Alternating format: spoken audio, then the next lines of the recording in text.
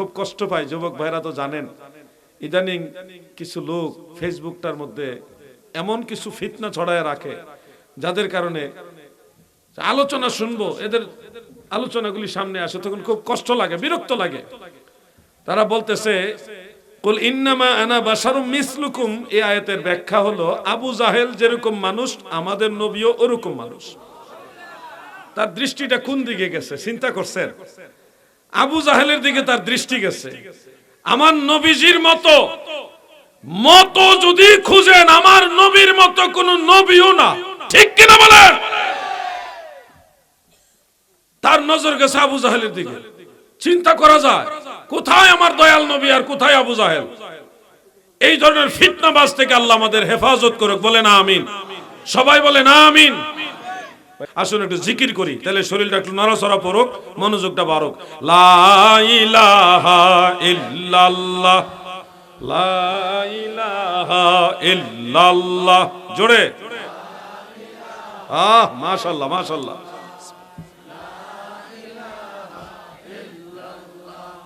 লা ইলাহা ইল্লাল্লাহু মুহাম্মাদুর রবিউল আউয়াল, চন্দ্র মাস, নূরের নবীজি প্রকাশ, বিমোহিত আকাশ বাতাস, বিমোহিত আকাশ বাতাস, পড়ুন কালিমা মুসলমান, লা ইলাহা, জোরে লা ইলাহা পড়ো, লা ইলাহা, মাশাআল্লাহ, হক লা ইলাহা মুহাম্মদ রাসূলুল্লাহ সাল্লাল্লাহু আলাইহি ওয়া আলিহি ওয়াসাল্লাম। ফিতনা থেকে নিজেদেরকে সংবরণ রাখবেন, বিরত রাখবেন, ফিতনার দিকে যাবেন না। ছাত্র ভাইরা এক জায়গায় বসেন না, আপনারা বারবার আসা যাওয়া করতেছেন, মনোযোগ নষ্ট হইতেছে, আপনাদের সহযোগিতা চাই। এতক্ষণ কথা বললাম, নড়াচড়া করেন নাই, ভালো লাগছে। এখন আসা যাওয়া করলে তো মনোযোগ আমারই নষ্ট হয়ে যায়, মানুষের কি করব। খুব মনোযোগ, কিটা জানে কইতাম আসলাম, হ্যাঁ জিকির করছি, জিকিরের পরে জানে, হ্যাঁ হ্যাঁ হ্যাঁ মাশাআল্লাহ, আপনার ধন্যবাদ। লড়াচড়া করেন না, ছাত্র ভাইরা যার যার জায়গায় বসে থাকেন। ফিতনা যত আসবে, এই ফিতনা থেকে নিজেদেরকে দূরে রাখবেন। যার কথায় মনে হচ্ছে যে কিছু একটা ঝামেলা আছে, মনে হচ্ছে টেনশন লাগতেছে, তার কাছ থেকে দূরে থাকবেন। বিশেষ করে যেই কথাগুলো আগে শুনেননি, পূর্বে 20-30 বছর আগে শুনেননি, নতুন করে হঠাৎ একটা কথা আপনার কাছে আনিজি আনিজি মনে হইতেছে, যেটা কেমন লাগতেছে, এটা কি কয়, এই ধরনের কথা যখন আসবে, তখন অটোমেটিক ওখান থেকে দূরে সরে যাবে। মনে রাখবেন, এই ব্যক্তি আপনার ঈমান নষ্ট করার জন্য অথবা আমল নষ্ট করার জন্য আসছে। এখনকার যুগে অনেক লোক আছে যারা বলে তারাবি নামাজ 20 রাকাত পড়া যাবে না, 8 রাকাত পড়লেই হবে। এই কথাগুলো আগে আমরা শুনিনি, মুরব্বীরা আগে শুনছেন? আগের দিন কোনোদিন শুনিই নাই যে 8 রাকাত তারাবি আছে। তারাবি মানে 20 রাকাত, তারাবি মানে কি 20 রাকাত, কোনো টেনশন ছিল না। কি তাই এটা আমি বুঝি না। আচ্ছা করবো না, সমস্যা নাই। 20 মিনিট কোনো ব্যবহার হইল, কি করো আপনারা কি ঘুমাইতেছেন নাকি? দরকার লাগলে 20 মিনিট করবো, টেনশনের কোনো কারণ নাই। যেই ফিতনাগুলি এখন আমাদের সমাজে আসতেছে, এগুলি কিয়ামতের আলামত। হঠাৎ করে সে বলবে বেতের নামাজ 1 রাকাত, সারা জীবন পড়ছেন কত রাকাত? এখন যদি হঠাৎ করে কেউ 1 রাকাত, একটা ফেস লাগবে না? তারে এলাকাতে জায়গা দিবেন না, মনে করবেন এই এলাকাটা নষ্ট করে লইবে। যদি কেউ এসে হঠাৎ করে 8 রাকাত তারাবি আর 1 রাকাত বেতের, বেজার লাগালেই বসে, যুবকদেরকে নষ্ট করে ফেলবে। কারণ যুবকদের মন হইল সহজ সরল, তারা এখনো দুনিয়ার ভাউতাবাজি বুঝা উঠতে পারে নাই ভালো করে। কথা বলছেন মাইন্ড করেন না যুবক ভাই, আপনার অবশ্যই ট্যালেন্ট, কিন্তু দুনিয়ার ভাউতাবাজি বুঝার জন্য একটু বয়সের ব্যাপার স্যাপার আছে। আমার দয়াল নবীজির উম্মত হওয়াটা নিঃসন্দেহে সৌভাগ্যের বিষয়। জানেন আমি প্রায় সময় কথাগুলি বলি যে আগের নবীদের উম্মতদেরকে আল্লাহ তাআলা অনেক লম্বা লম্বা হায়াত দিয়েছেন। কারো 400 বছর হায়াত দিয়েছেন, কারো 800 900 বছর হায়াতও দিয়েছেন। আমাদের হায়াত একেবারেই কম। 60 থেকে 80 বছরের মধ্যে বেশিরভাগ মানুষ মারা যায়, চলে যায়। 100 বছর হায়াত পায় খুব কম সংখ্যক মানুষ। এই অল্প সময়ে আগের সব নবীর উম্মতের চেয়ে আপনারা কিভাবে ফাস্ট হবেন, বেশি মর্যাদা সম্পন্ন হবেন, এই জন্য আল্লাহর হাবিব আমাদের দয়াল নবীজি আল্লাহ তাআলার দরবার থেকে আমাদের জন্য স্পেশাল কিছু সুযোগ সুবিধা নিয়ে আসছেন। এগুলি যদি আমরা কাজে লাগাতে পারি তাহলে আমরা সফল কাম সাকসেসফুল হতে পারবো। যেমন ধরেন একটা খেজুর আপনি যদি দান করেন, সহিহ বুখারীতে উল্লেখ, একটা খেজুর আপনি আল্লাহর সন্তুষ্টির জন্য একজন মানুষকে দিলেন, এটার ফজিলত আল্লাহ দয়াল নবীজির উম্মত হওয়ার কারণে আপনাকে দিবে কিভাবে? এই খেজুর মাটিতে রোপণ করলে, বীজ হিসেবে রোপণ করলে এটা থেকে স্বাভাবিক একটা গাছ হবে, আবার স্বাভাবিকভাবে অনেকগুলো খেজুর ধরবে। সেই সবগুলো খেজুরের বীজ আবার স্বাভাবিকভাবে জমিনে বীজ হিসেবে রোপণ করলে অসংখ্য গাছ হবে, সেগুলি থেকে আবার অগণিত খেজুর ধরবে। সেগুলি আবার বীজ হিসেবে রোপণ করলে আবার সেগুলির মধ্যে গাছ হবে, অসংখ্য খেজুর হইতে থাকবে। এইভাবে আপনার দান করা একটা খেজুর থেকে কিয়ামতের আগ পর্যন্ত যতগুলো খেজুর হওয়ার সম্ভাবনা আছে, দয়াল নবীজি বলেন আমার উম্মতদেরকে আল্লাহ ততগুলো নেকি একটা খেজুর দানের উসিলায় দিবে। আল্লাহ তাআলা আমাদের যদি দয়া না করতেন, স্পেশাল যদি সম্মান না দিতেন, তাইলে এটা আমরা পাইতাম না। আগের নবীর উম্মতেরা একটা সওয়াব করলে একটাই পাইতো, একটাই নেকি পাইতো একটা কাজ করলে। আর আমাদেরকে সর্বনিম্ন 10টা নেকি দেয়, একটা ভালো কাজ করলে সর্বনিম্ন 10টা। আপনি নামাজ পড়েন 5 ওয়াক্ত, আল্লাহ সওয়াব দেয় 50 ওয়াক্তের। লা তাবদীলা লিকালিমাতিল্লাহ, আল্লাহর কথার কোনো পরিবর্তন নাই। মেরাজের রাতে আমার নবীজিকে আল্লাহ 50 ওয়াক্ত নামাজ দিয়েছিলেন, কিন্তু উম্মতের কষ্ট হবে। এই জন্য মুসা আলাইহিস সালামের পরামর্শে 9 বার আপ ডাউন করে আল্লাহ তাআলার কাছে দরখাস্ত পেশ করে 45 ওয়াক্ত নামাজ কমাইয়া মাত্র 5 ওয়াক্ত নামাজ নিয়ে যখন নবীজি আসে, তখন আল্লাহ বলছে আমি আল্লাহর কথার কোনো পরিবর্তন নাই। নবী গো,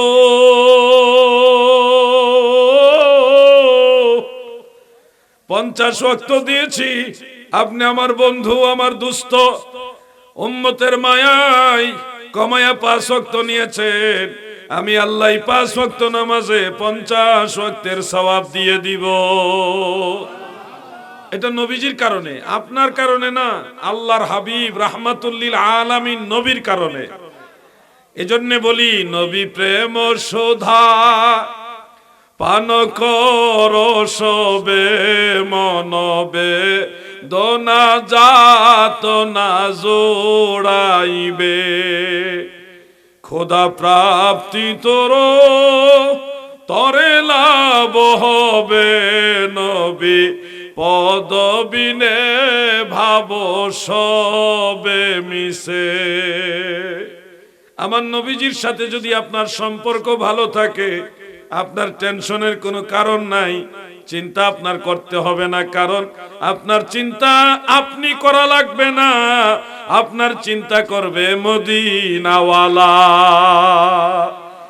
সারা জীবন আমরা কতই না গুনাহ করি, সারাদিন আজকেও কতই না ভুল করলাম, কতই না গুনার কাজ করলাম, কিন্তু জানেননি আমার দয়াল নবী আমাদের কেমন বেশি ভালোবাসে গো।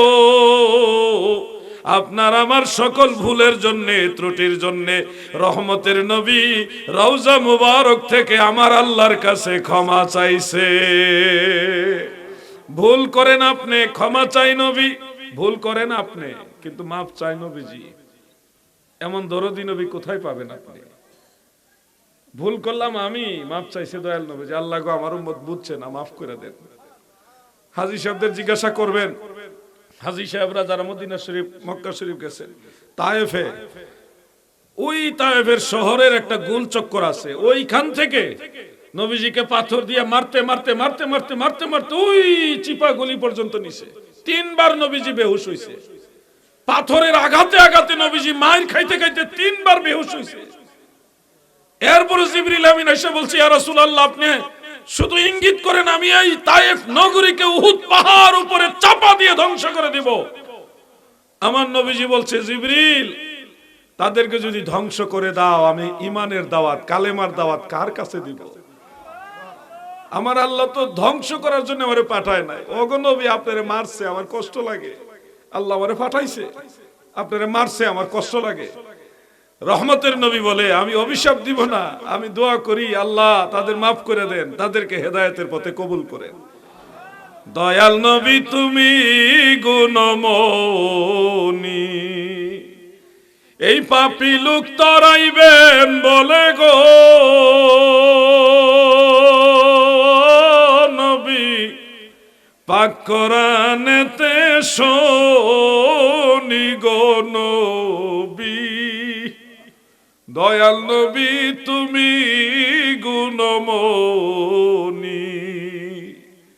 এমন দরদি নবী কোথায় পাবো, যেই নবী উম্মতের জন্য সব সময় ক্ষমা চায়? আচ্ছা, আপনাদের কি মনের ভিতরে একটু একটু একটু দাগ লাগে না যে আল্লাহর হাবিব আমরার জন্য মাপ চাইতেছে? একটু একটু খারাপ লাগতেছে না? এটা অনুভব হইতেছে না যে আমার জন্য নবীজি মাপ চাইতেছে? আপনি হয়তো বিশ্বাস করতেছেন না যে আপনার জন্য নবীজি মাপ চায়। এটা মনে হয় আপনার বিশ্বাস হয় না নাকি?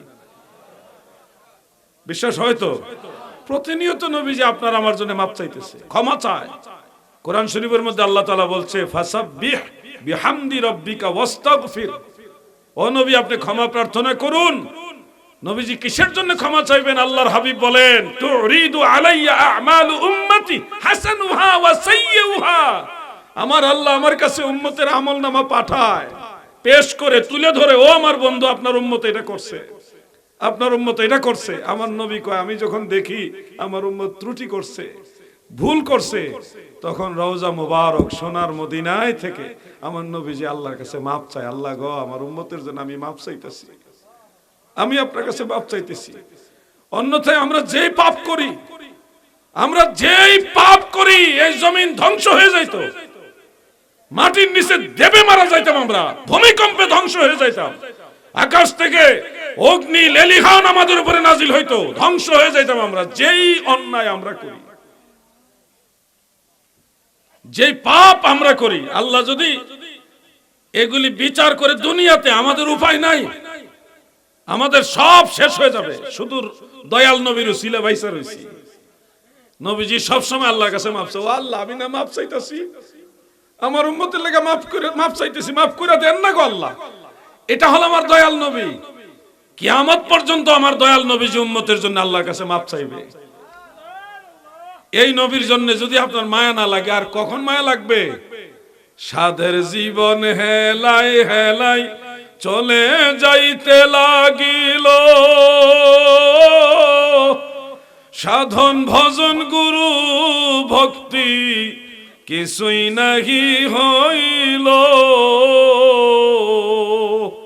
রং তামাশাই দিন কাটাইলা। আল্লাহর সেজদা দেওয়ার টাইম হয় না আপনার। ও যুবক, তুমি আমার আল্লাহর একটু সেজদা দেওয়ার সময় পাও না, রং তামাশা করে সময় নষ্ট করতেছো। জানো যুবক ভাই, তুমি জানো তোমার মতো কত অসংখ্য অগণিত যুবক মাটির নিচে শুয়ে গেছে। একবার যারা কবরে ধরা খেয়ে গেছে, আর ফিরে আসতে পারে নাই ভাই। যারা একবার চলে গেছে, আর আসতে পারে নাই। তুমিও পারবে না, আমিও পারবো না। কত নবী ওলি ছিল ধরার মাঝে, সবাই আপন নিড়ে চলে গেছে, আমিও তো পাবো না ছাড়া, পৌঁছে যাব জীবনের মোহনায়, বিদায় বেলায়, বিদায় বেলায় মোরে দিও গো দেখা, হে প্রিয় রাসূল। ভাই, আমি যদি আপনার একটা উপকার করি, আপনি আমার একটা অন্তত ধন্যবাদ তো দিবেন, জিহাদি ভাই আপনি আমার উপকার করছেন, আপনাদের ধন্যবাদ। আমার আল্লাহ আপনাদের কত কিছু দিছে, কত ভাবে দয়া করতেছে। দয়াল নবীজি সর্বক্ষণ আপনার জন্য আল্লাহর কাছে দয়া চাইতেছে, ক্ষমা চাইতেছে। আল্লাহ এবং আল্লাহ রসুলের জন্য কি আপনি একটা ধন্যবাদও দেওয়ার সময় পান না? ধন্যবাদ কেমনে দেব হুজুর? ও ভাই ধন্যবাদ কেমনে দিবেন? নামাজের ওয়াক্ত যখন হয় কপালটা জমিনে ঠেকাও, নামাজে গিয়ে সেজদায় যাও, যাই আল্লাহকে বলো আল্লাহ আপনি বড়, আপনি মহান, সুবহান রাব্বিয়াল আ'লা। আপনার সর্বাঙ্গ জমিনে ঠেকাইলেন, দুই পায়ের পাতা জমিনে ঠেকাইলেন, হাঁটু দুইটা জমিনে ঘেরে দিলেন। ও আল্লাহ আমি জমিনে হাঁটু লাগাইলাম, আর দুইটা হাতও জমিনে লাগাই দিলাম। আল্লাহ আমার কপালও জমিন, এই নাকও জমিনে লাগাই দিলাম, সর্বাঙ্গ আমি জমিনে লেলাইয়া দিলাম। ও মালিক আমার সব কিছু দুর্বল, আমি ক্ষুদ্র, আমি নগণ্য, আপনি মহান, আপনি বড়, আপনি সবচেয়ে বড়। যখন আপনি মনের থেকে বলবেন সুবহান রাব্বিয়াল আ'লা, আল্লাহর কসম, তখনই আল্লাহ আপনার সেজদা কবুল করে নেবে। মনের থেকে সেজদা দেন, মজা পাইবেন। সেজদার মধ্যে অনেক শান্তি, অনেক শান্তি। একটু ট্রাই করে দেখবেন। ঘরের ভিতরে দরজা জানালা লাগাই দিয়া জানামাজ বিছায়া 1 মিনিট 30 সেকেন্ড বা 60 সেকেন্ড, 1 মিনিট আধা মিনিট সেজদায় গিয়া বাংলাতে আল্লাহর সাথে একটু কথা বলে। যদি মুখে কথা বলতে শরম লাগে, হঠাৎ করে অভ্যাস নাই, একটু আনিজি লাগবো, সেজদাত গিয়ে কিছু কোয়ার দরকার নাই, মনে মনে করবেন আল্লাহ আমার মনটা চাইছে আপনার সেজদা দিতাম, আমি সেজদা দিছি, আপনি আমার উপরে নারাজ হইয়েন না। আমার ভালো লাগছে, আমার মন চাইছে হুজুরে কইছে সেজদা দিতে, আপনি নাকি খুশি হন, আমিও দেখতাম আপনার সেজদা দিলে কেমন লাগে। আমি এমনি আপনার মনে যা আসে ওই কথাগুলি আল্লাহর সাথে একটু মনে মনে বলতে থাকবেন, দেখবেন শান্তি পাইবেন। এটা এমন একটা শান্তি পাবেন, এই শান্তি আপনি টাকা দিয়ে কোথাও পাবেন না। যখন আল্লাহর কাছে নেশার হয়ে যাবেন, যখন সেজদায় সর্বাঙ্গ জমিনে লুটিয়ে দিবেন, তখন দেখবেন দুনিয়ার পেরেশানি কমে গেছে, ঝামেলা কমে গেছে। ওই দুনিয়ার মামলা মুকদ্দমা, মারামারি, দ্বন্দ্ব, জমি জমা, ছেলে মেয়ে, আত্মীয় স্বজন নিয়ে এত হাহাকার, এত কিছু আপনার ব্রেইন পর্যন্ত আল্লাহ পৌঁছাবে না। আল্লাহ আপনার ব্রেইনটাকে রহমতের চাদর দিয়ে হেফাজত করে রাখবে। একটু ট্রাই করে দেখেন, চেষ্টা করেন। দুদিনের পরে যাহা যাবে চলে, সেই ঘি লটিও লটি পালটিলে, মিশে মোহ বসে জ্ঞান হারাইলে, নাহি বুঝে নিলে আক্ষেপে রোশেল। আমার দাদু ভাইরা দিলের কান লাগায় কথাগুলো শুনে রাখেন। ওয়াজ নসিহত আর ওয়াজ মুসিবত দুই ধরনের ওয়াজ আছে। এক ধরনের ওয়াজ হলো ধর্ম মানুষকে শিক্ষা দেয়, ধর্ম মানুষের মাঝে চাঙ্গা করে রাখে তালিম দেওয়ার মাধ্যমে। আরেক ধরনের ওয়াজে মনের ভিতরে আনন্দ পাবেন, মনোরঞ্জন পাবেন, কিন্তু হেদায়েতের মূল জিনিস পাবেন না। আল্লাহর দোহাই লাগে ভাইরে, সময় বেশি নাই। সেই দিনের আলাউদ্দিন জিহাদি ওই তো কয়দিন আগেও মাঠে দৌড়াদৌড়ি করছি, বন্ধু বান্ধবের সাথে চলছি, চুল পাইকে যাইতেছে। আমি নিজেকে নিয়ে ভাবি আল্লাহ এত অল্প সময়, ভাবতেছি এবং ভাবি এটাও যে কখন যেন আজরাইল আসে, যে কোনো সময় আজরাইল চলে আসবে। আল্লাহ আমার তো কিছুই হইল না, আমি তো কিছুই করতে পারলাম না। সম্পদ না মদিনাওয়ালার সাথে সম্পর্ক, সম্পদ করে তো জিন্দেগি আমাদের শেষ হচ্ছেই, কিন্তু সম্পদের মাঝেও যে আল্লাহর হাবিবের সাথে, আল্লাহ তাআলার সাথে সম্পর্ক করা যায়, ওই লিগ্যাল নিয়মটা আমরা জানি না, লিগ্যাল নিয়মটা ভুলে গেছি। আমাদের তো আল্লাহর সাথে সম্পর্ক করা দরকার। সেই সম্পর্ক, শুনুন দাদু, অনেক লোক আসবে আপনাকে মারেফতের দোহাই দিবে, কিন্তু আপনার আমল নষ্ট করে দিবে। খবরদার, নামাজের ভিতরে মারেফত আছে, নামাজের ভিতরে হাকিকতে সালাত আছে। আপনি যখন সেজদা দিবেন খেয়াল করে দেখবেন, সেজদার ভিতরে একটা অক্ষরের সূরত আসে। আপনি যখন রুকু দিবেন তখন আরেকটা অক্ষরের সূরত আসে। যখন আপনি দাঁড়ায় থাকবেন তখন আরেকটা অক্ষরের সূরত। দাঁড়ায় থাকলে মানে আলিফ। যখন রুকু দিলেন আপনার মাথা এইভাবে মাথা থেকে লম্বা করে গেল, কোমর থেকে ঘুরে এসে একটু নিচে নামছে পায়ের গোড়ালি পর্যন্ত, পায়ের পাতাটা হালকা একটু বাঁকা হইছে, পুরোপুরি একটা লামের সূরত আসছে। একটা লাম, আলিফের পরে আসলো লাম সেজদা দেন, মাথা, এই মাথা, পিঠ, কোমর, ঘুইরা হাঁটু পর্যন্ত গুল হইছে, হয়ে আপনার পা দুইটা এইভাবে একটু লেজের মতো বের হইছে, এটা হলো মিম। আলিফ লাম মিম, তিনটা অক্ষরের সুরত আসে নামাজে দাঁড়ানো, রুকু আর সেজদার ভিতরে। আপনি হাকিকত কোথায় খুঁজতেছেন? হাকিকত নামাজে। সেজদা যদি আরো গভীর ভাবে খেয়াল করেন, এই ধরেন মাথা, মাথাটা হইলো মিম, গুল, এটা ধরেন মিম, তারপর পিঠে গিয়া কোমর হইয়া হাঁটু পর্যন্ত আইসা আবার পায়ের গোড়ালির কাছাকাছি এইভাবে গিয়ে এইভাবে আসছে, এটা একটা হা, মিমের পরে হা, পায়ের গোড়ালিটা গুল, এটা যদি আবার একটা মিম ধরেন, পায়ের পাতাগুলি এইভাবে আঙ্গুল বাঁকা করে দাঁড়াইছেন, মিমের পরে যখন এইভাবে একটু হালকা বাঁকা ধরবেন, ওইটা আবার দালের সুরত হয়ে যায়। গভীরভাবে খেয়াল করে দেখবেন পুরো নামাজের সেজদাটা নবীজির নাম মুবারক সেজদার ভিতরে পুরোপুরি ফুটে ওঠে। আপনি সেই আসল জিনিস বাদ দিয়ে কোন দিকে দৌড়াইতেছেন, কোন দিকে যাচ্ছেন? অবহেলা করে সময় নষ্ট করেন না। এই দিন দিন না, আরো দিন আছে, এই দিনে টেনে নিবে সেই দিনের কাছে। ও আলাউদ্দিন জিহাদি, তুমি চিরকাল দুনিয়াতে থাকবা না, তুমি চলে যাবা, তোমার পরে বহু মানুষ আসবে, এটা আমাকে বিশ্বাস করতে হবে, এটা আমাকে বিশ্বাস করতে হবে। আপনাদেরও বিশ্বাস করতে হবে কিনা? যুবক ভাইয়েরা আমার, ও কলিজার টুকরা যুবক, তোমাদেরকে বিশেষ করে অনুরোধ করে বলি, তোমাদের এই বয়সে যদি আল্লাহ এবং আল্লাহ রসুলের সাথে সম্পর্ক ভালো করতে পারো, তাহলে হাসর ময়দানে এই যুবকরা আমার আল্লাহর আরশের ছায়ার নিচে জায়গা পাবে। সব মানুষ অন্যান্য সবাই থাকবে, মাথার উপরে সূর্য, ভয়ঙ্কর তাপ, কিন্তু এই যুবকদেরকে যারা এই যৌবন কালটা মদিনাওয়ালার পক্ষে কাটাইছে, ইবাদত করেছে, নামাজে সেজদা দিয়ে আল্লাহর সাথে কথা বলছে, কারোর সাথে বেয়াদবি করে নাই, কারো হক নষ্ট করে নাই, যৌবন যারা আল্লাহ এবং আল্লাহ রসুলের পথে কাটায়, তারা আল্লাহর আরশের নিচে ছায়া পাবে। কি যুবক ভাইরা, মহান আল্লাহর আরশের নিচে, আল্লাহর আরশের ছায়ার নিচে থাকতে চান না? জোরে বলেন, চান কি না? তাহলে আপনাদের কিছু কাজ করতে হবে, এমনি এমনি তো দিবে না ভাই। দেখেন, আমি মাঝে মধ্যে একটা কথা বলি, আজকে আপনাদের বলি, এখানে অনেক ধনী মানি লোক আছে যারা যাকাত দেয়। ধনীরা বছর ঘুরে গরিবদেরকে যাকাত দেয়। আমরা যারা গরিব আছি, আমরা তো আর যাকাত দিতে পারি না।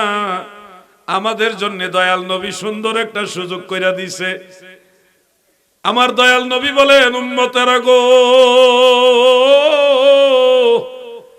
তোমরা যারা গরিব আছো, তোমরা আমি নবীর উপরে দুরূদ পড়ো। একটা দুরূদ শরীফ নবীজি শিখায় বলে, এই দুরূদ যদি তোমরা পড়ো, ধনীরা যাকাত দিয়া যত নেকি পাইবে, তোমরা গরিবরা এই দুরূদ পইরা তত নেকি পাইবা। একটা দুরূদের এত মর্যাদা নবী বাড়াইছে।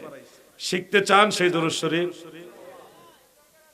যুবক ভাইদের কি ইচ্ছা আছে শিখার? কত কিছু তো আপনারা পারেন, আল্লাহ পাক আপনাদের এই বয়সই তো শিখার বয়স। এই বয়সে যা শিখবেন সারা জীবন তা আমল করতে পারবেন। আমার সাথে বলুন, আল্লাহুম্মা সাল্লি আলা মুহাম্মদ। পড়ছেননি সবাই? সবাই পড়েন, আপনাদেরই তো লাভ হবে। বলুন, আল্লাহুম্মা সাল্লি আলা মুহাম্মদ আবদিকা ওয়া রাসূলিকা ওয়া সাল্লি আলাল মুমিনিনা ওয়াল মুমিনাত ওয়া সাল্লি আলাল মুমিনিনা ওয়াল মুমিনাত।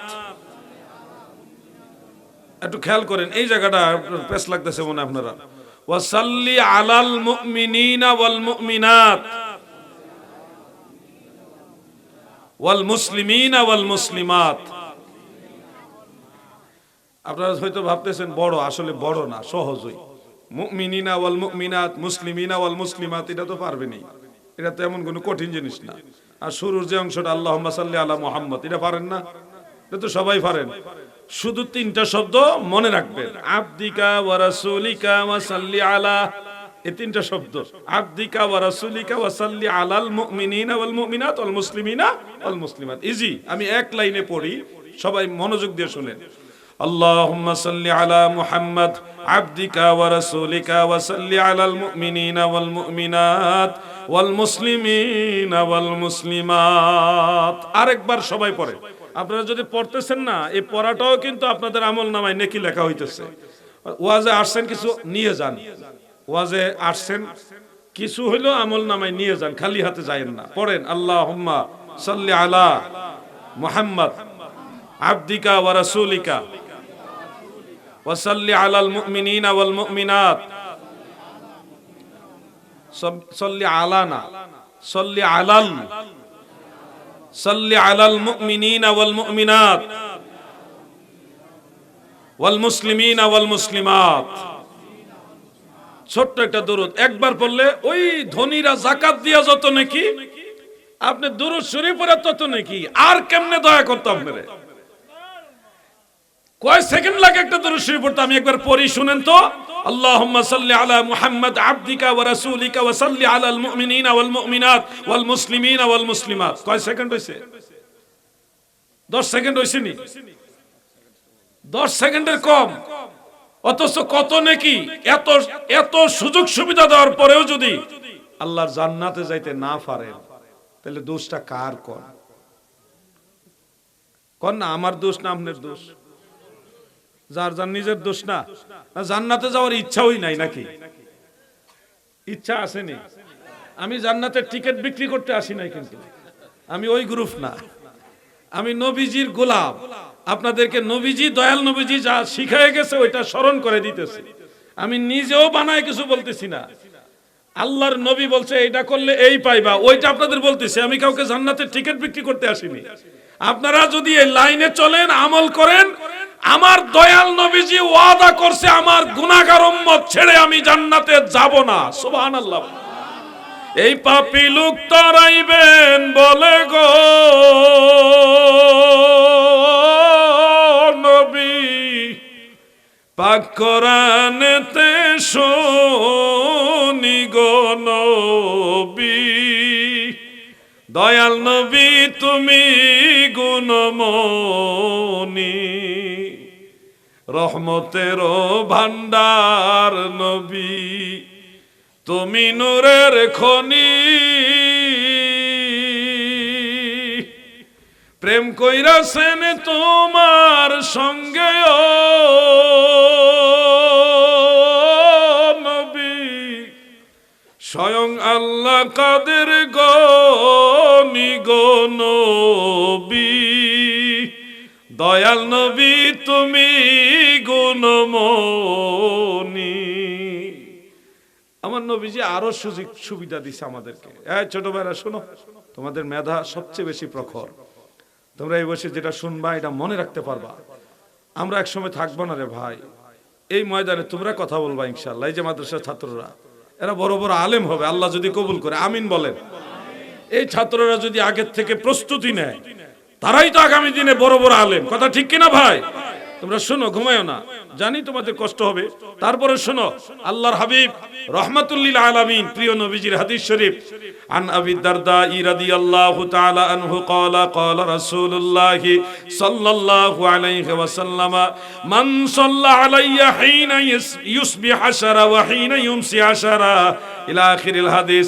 আমার দয়াল নবী বলেন, উম্মতেরা গো,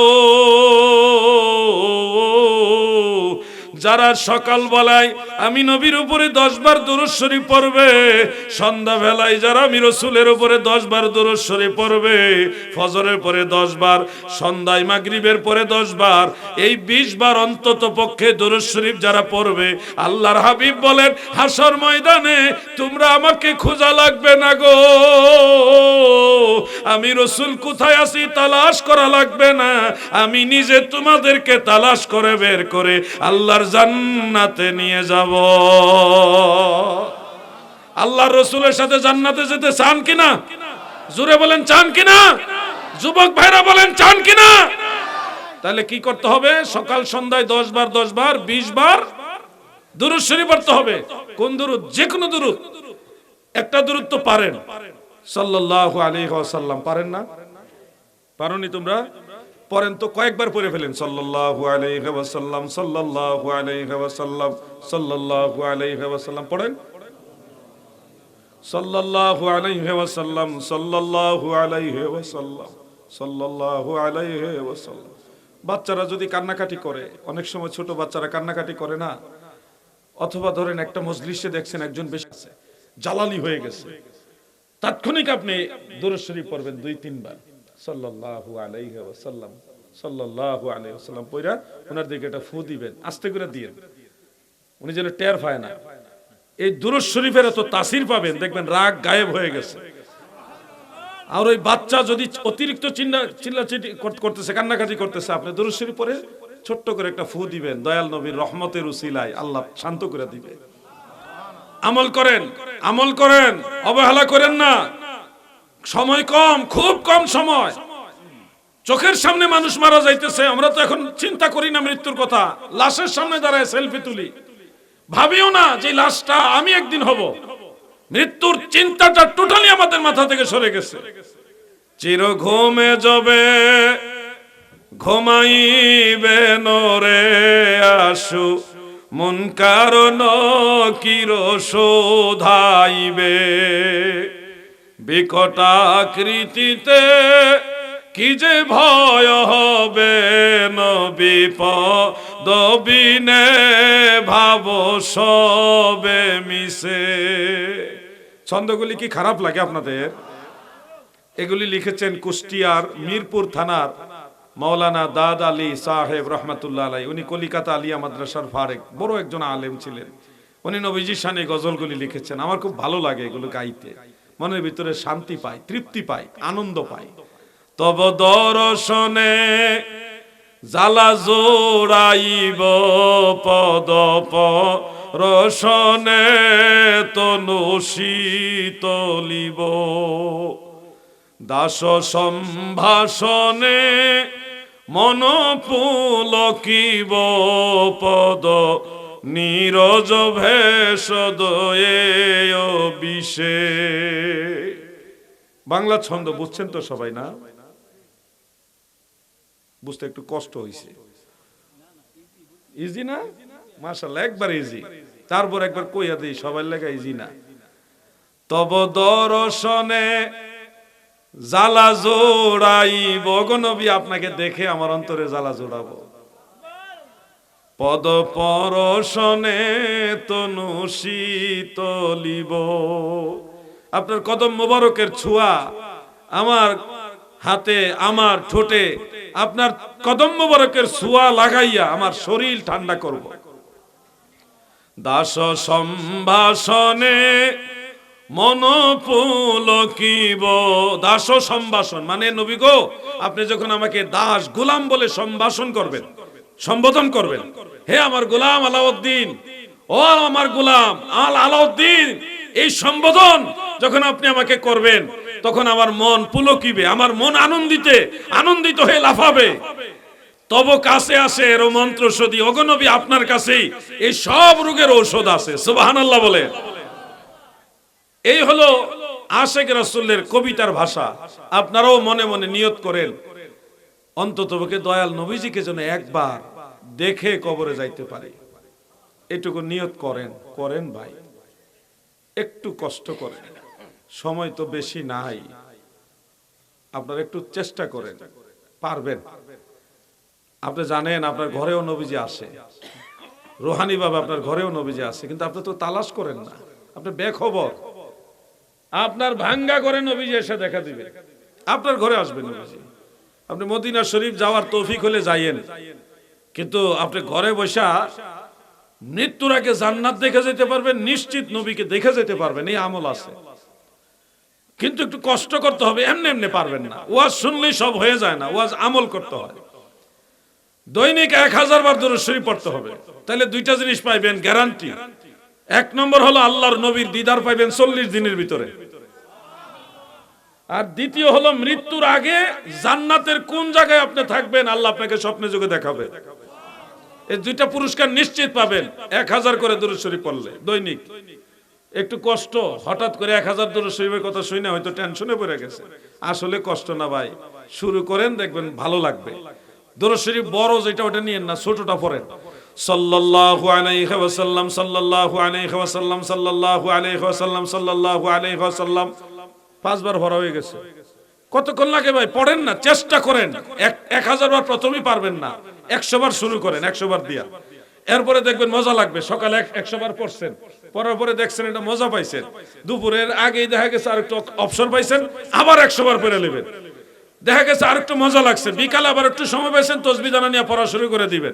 এইভাবে দেখবেন দিনে 1000 পার পড়া সম্ভব। একসাথে না পারলে ভাঙ্গা ভাঙ্গা পড়েন। আমার নবীর সাথে সম্পর্ক করো, নবী যার হয়ে যায় আমার আল্লাহ তার হয়ে যায়, ঠিক কিনা বলেন?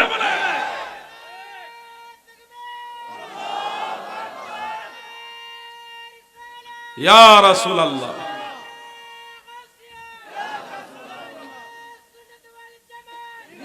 আমার দাদু ভাইরা দিলের কান লাগায় কথাগুলো শুনেন। ওয়াজ শুধুমাত্র শোনার জন্য না, আমল করার জন্য নিয়ত করে শুনেন।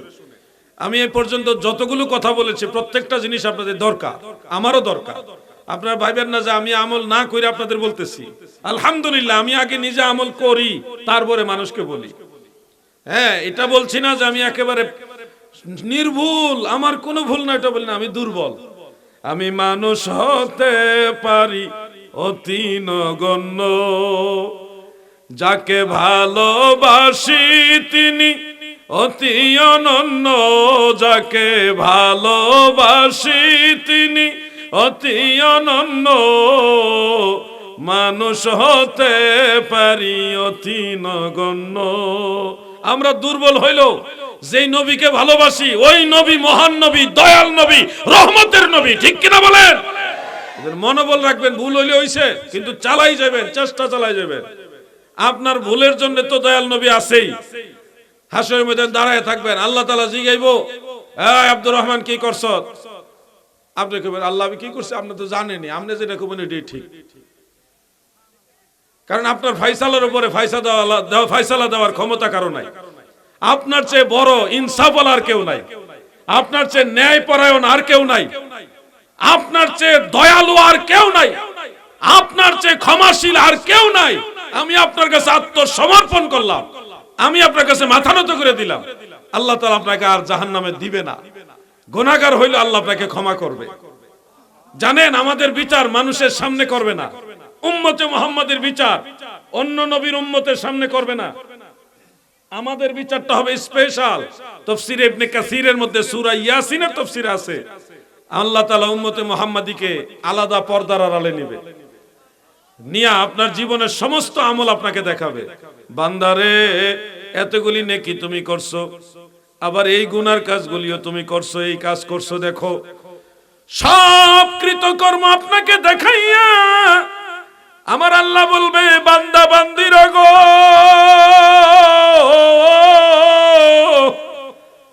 তোমরা আমার এই আদেশগুলি মানছো, এই আদেশগুলি মানো নাই। ও বান্দা, তুমি যে এতগুলি গুনাহ করলা, এগুলি স্বীকার করোনি, তুমি স্বীকার করোনি যে এগুলি অন্যায় করছো। নবীর উম্মতের মধ্যে দুই গ্রুপ হবে, একদল হলো গুনাহগার কিন্তু ঈমানদার, আরেক দল হলো মুনাফিক। দুই গ্রুপের মধ্যে যারা গুনাহগার উম্মত, তারা বলবে, আল্লাহ আমি তো গুনাহ করছি, ওই আপনি তো জানেন, ওই দেখাইতেছেন আপনার সাথে বড় সত্যবাদী আর কেউ নাই। আল্লাহ আমি তো করছি, ওই শরম দিয়েন না আল্লাহ, ও আল্লাহ আমি তো করছি, আল্লাহ আপনার কাছে নত হয়ে গেলাম। আল্লাহ যখন আপনি বলবেন, নত হয়ে যাবেন, তখন আল্লাহ পর্দার আড়ালেই, কোনো মানুষকে না দেখায়া পর্দার আড়ালেই আপনাকে মাফ করে দিবেন। এটা সহিহ মুসলিমের হাদিস, ইবনে কাসিরের মধ্যে আছে। কাউকে জানতে দিবে না, কোন মানুষকে জানাইবে না আপনি যে গুনাহ করছেন, ভুল করছেন, কাউকে দেখাবে না, পর্দার আড়ালে মাফ করে দিব। কারণ আপনি আল্লাহর হাবিবের উম্মত, রাহমাতুল লিল আলামিন নবীর উম্মত, নবীর কারণে মাফ পেয়ে যাবেন। সুবহানাল্লাহ বলেন। কিন্তু উম্মতের মাঝে কিছু লোক আছে না, যারা বেত্তুমিজ, মুখে একটা অন্তরে, এগুলি আবার ওই সময়ও তেরামি করব। এদের সব কৃতকর্ম আল্লাহ তাআলা দেখানোর পরে তাদেরকে যখন বলবে তোমরা কি অন্যায় কাজগুলি স্বীকার করো, তোমরা যে করছো এগুলি স্বীকার করো, প্রত্যেকেই জবাব দিবে। মুনাফিকরা বলবে আল্লাহ আপনার জাতের কসম করে বলতেছি আমি এই পাপ করি নাই। আল্লাহর সাথে অস্বীকার করবে। আল্লাহ তাআলা বলবে তোমার দুই কাঁধের দুই ফেরেশতা সাক্ষী আছে। আসেনি কাঁধে ফেরেশতা? সত্যি করে এখন আছে? তাহলে হিসাব কিতাব কইরা কিন্তু সামনে চললেন, সব কিন্তু নোট করা হচ্ছে, কাউকে এমনি এমনি ছাড় দেওয়া হবে না। এই দুই ফেরেশতাকে আল্লাহ তাআলা উপস্থিত করায় বলবে তোমরা সাক্ষী দাও। তারা সাক্ষী দিবে, আল্লাহ আমরা সাক্ষী দিলাম আপনার এই বান্দা এই গুনার কাজগুলি করছে। তখন ওই মুনাফিক বলবে কি জানেন? সে বলবে আল্লাহ কেউ যদি জুলুম করে আপনি কি সে জালিমের পক্ষে থাকেন না মজলুমের পক্ষে থাকেন? আল্লাহকে সে যুক্তি দেখাবে। আল্লাহ তাআলা বলবে নিঃসন্দেহে আমি মজলুমের পক্ষে। সে বলবে আল্লাহ এরা আমার উপরে মিথ্যা তহমত দিতেছে, আমি মজলুম, এরা জালেম। ফেরেশতারা বলে জালেম, এরা জালেম, আমি মজলুম, আপনি আমার পক্ষে থাকেন। আল্লাহ তাআলা তখন বলবে আমি নিজে তোমাকে বললাম এগুলি করছো, আল্লাহ নিজে বলছে তুমি এগুলি করছো, তুমি মানলা না। তোমার কাদের দুই ফেরেশতা সাক্ষী দিল তাও মানলা না। তুমি যেগুলি করছো কে বললে বিশ্বাস করবা? সে স্বীকার করে না তো, কে বললে বিশ্বাস করবা? সে বলবে আল্লাহ আমি আমার নিজের ছাড়ার কাউরে বিশ্বাস করি না। নাউজুবিল্লাহ কর। আমাদের সমাজে এই ধরনের স্বভাবের কিছু লোক আছে, কয় আমি আমার বাপেরও বিশ্বাস করি না। এরকম আছে না নাই? এটা মুনাফিকি চরিত্র। খবরদার, পৃথিবীতে অবশ্যই কোনো না কোনো মানুষের মাঝে বিশ্বস্ততা আছে বিদায় দুনিয়া এখনো টিকে আছে, নাইলে জমি জমা লেনদেন টাকা পয়সা ব্যবসা বাণিজ্য কোনো কিছু টিকতো না। হ্যাঁ জাল জালিয়াতি আছে, আবার সত্যবাদিতাও আছে। একবারই যদি বিশ্বস্ততা না থাকতো তাহলে দুনিয়াতে চলাফেরা সম্ভব হইতো না। তখন আল্লাহ তাআলা ওই ব্যক্তির জবান বন্ধ করে দিবে, দিয়ে হাত পা চোখ তার অঙ্গের চোখ জবান খুলে দিবে। হাতে বলবে আল্লাহ আমি সাক্ষী দিলাম এই লোক এই গুনার কাজ করছে। পায়ে বলবে আল্লাহ আমি সাক্ষী দিলাম এই লোক এই গুনার কাজ করছে। চোখেও সাক্ষী দিবে, সব সাক্ষী দিবে। দেওয়ার পর আল্লাহ তার মুখ খুলে দিয়ে বলবে তুমি তো বলেছো তুমি তোমার নিজেকে বিশ্বাস করো, তোমার শরীর তুমি যা করেছো তার সাক্ষী দিয়েছে, এখন তোমার বক্তব্য কি? মুনাফিক তখন আফসোস করে বলবে হে আমার শরীর, আমি তোমাকেই জাহান্নামের আগুন থেকে বাঁচানোর জন্য আল্লাহর কাছে মিথ্যা বলেছিলাম, সেই তুমিই সত্য বলে দিলে। আফসোস করে আক্ষেপ করে কথাটা বলবে। আচ্ছা আল্লাহর কাছে মিথ্যা কথা বলে পার হওয়ার কোনো সুযোগ আছে? সত্য করে বলেন সুযোগ আছে? তাহলে মনে রাখবেন গুনাহগার হইল মুমিন হন, মুনাফিক হইেন না। কারণ মুনাফিক নাজাত পাবে না। গুনাহগার হইলে মুমিনদের মধ্যে যারা গুনাহগার বড় গুনাহগার তারাও একবার না একবার জান্নাতে যাবে। কারণ আমার নবীজি বলেছেন আন জাবির ইবনে আব্দুল্লাহ রাদিয়াল্লাহু তাআলা আনহু قال سمعت رسول الله صلى الله عليه وسلم يقول شفاعتي لأهل الكبائر من امتي هذا حديث صحيح। হযরত জাবির বলেন আল্লাহর নবীকে বলতে শুনেছি গো, দয়াল নবীজি বলেছেন আমার উম্মতের মধ্যে যারা বড় বড় গুনাহগার আমি রাসূল তাদের জন্য সুপারিশ করব, এই গুনাহগার উম্মতকে তরাইয়া জান্নাতে লইয়া যাব। সুবহানাল্লাহ। এই জন্য বাংলার বিখ্যাত কবি কাজী নজরুল ইসলাম গান গেয়েছেন গুনাহগার ভয় নাহি আর মাফি নিবার, আজকে মহাদিন এসেছেন সেই মুহাম্মদ মুস্তাফা ওই রাসূলে করিম। জানা থাকলে বলেন গুনাহগার ভয় নাহি আর মাফি নিবার, আজকে মহাদিন। পারেন না এটা গজলটা? ভাইয়ে একটা ব্রুফের দিকে তুললা কইটা পারি না, বুঝাইতেছে এটা তো পারি না। না পারলো এটা কি না পারার জিনিস? পারবেন, নবীর মহব্বতের গজল না, অন্য গজল তো পারেন। আমার সাথে টানেন না, কাজী নজরুলের গান এটা। গুনাহগার ভয় নাহি আর মাফি নিবার আজকে মহাদিন। এটা কাজী নজরুল নবীজির মিলাদুন নবী উপলক্ষে গানটা লেখছিল, মিলাদুন নবীর গজল এটা। কাঁদিছে কাঁপিছে লাতমানা তুই কাবা ঘরে, কাঁদিছে শয়তান পালাবে কোন পথে হাই রশ্মি ভরা আসমান ও জমিন। মানে নবীজি যেদিন দুনিয়াতে আসে সেদিন শয়তান কাঁদছে, আরে রহমতের নবী চলে আসছে, ফুফায়ে ফুফায়ে কাঁদছে। আর কাবা ঘরের ভিতরে যত মূর্তি ছিল, লাত মানাত উজ্জা হুবল, এগুলি কাঁপতে কাঁপতে জমিনের মধ্যে উপর হয়ে পড়ে গেছে।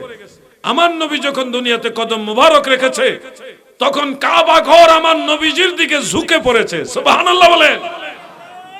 নবীজির দাদা আব্দুল মুত্তালিব এই দৃশ্য দেখেছে, কাবা ঘর আমার নবীর দিকে, নবীজির ঘর যে দিকে দিকে নিয়ে এইভাবে ঝুঁকে আছে। কাবা ঘর নবীরে চিনলো, তুমি চিনলা।